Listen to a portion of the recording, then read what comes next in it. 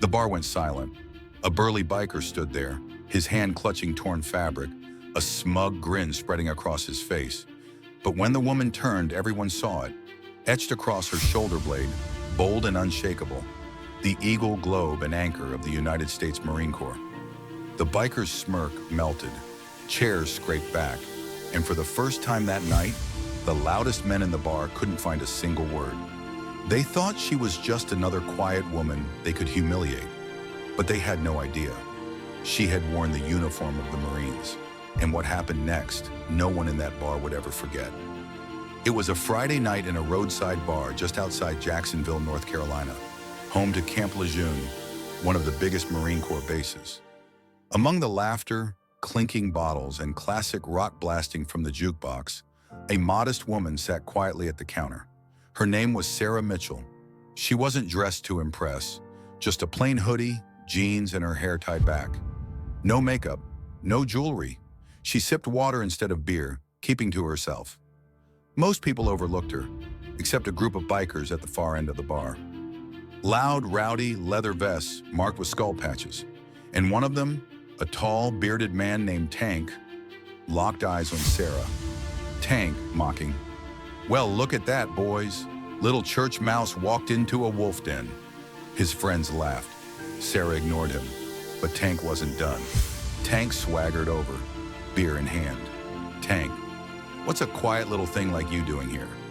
This ain't Sunday school." Sarah didn't respond, just pushed her glass away. Tank smirked, leaning closer.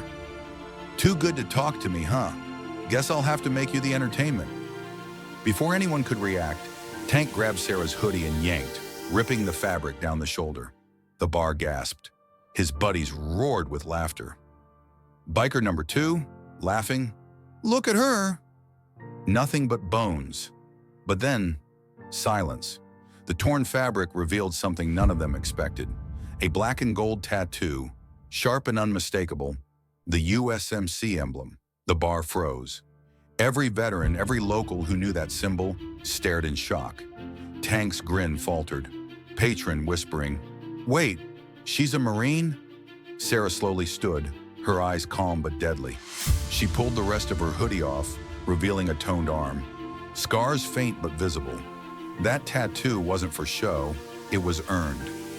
"Sarah," steady voice, "you just ripped the shirt off a Marine, son. Big mistake." A hush fell. Even the bartender, a grizzled old Navy vet, straightened. He raised his glass. "Semper Fi, ma'am." A few men at the bar echoed, "Semper Fi." Tank's friends shifted uncomfortably. One of them muttered, "She's bluffing." Sarah stepped forward, nose to nose with Tank. "Bluff this." In one smooth motion, she hooked Tank's wrist, twisted it behind his back, and sent his beer crashing to the floor. The bar erupted, cheers, gasps, shouts. Tank winced in pain, trapped by a woman half his size. Sarah, cold. "You think tearing clothes makes you tough? Try boot camp. Try combat. I've carried brothers through firefights while you were busy polishing your bike." The bikers' laughter was gone. Shame burned in their faces. Tank struggled, but Sarah tightened her grip. "Apologize." Tank growled, but the bar's eyes were all on him. His pride was crumbling. Finally, through gritted teeth, "I'm sorry." Sarah let him go with a shove. Tank stumbled back, rubbing his arm. His gang stayed quiet. Sarah calmly sat back down, pulling what was left of her hoodie around her. The bartender walked over, placing a fresh glass in front of her.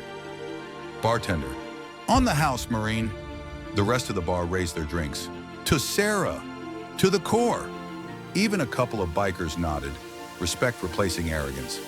Tank sat red-faced, humiliated in front of everyone. They thought she was weak. They thought they could strip her of dignity. But what they tore away only revealed her strength. In a world full of loud men, sometimes the quietest person in the room carries the greatest fire. And when respect is earned through sacrifice, no one can take it away. Outro line, never underestimate a modest woman. You never know what battles she's already fought.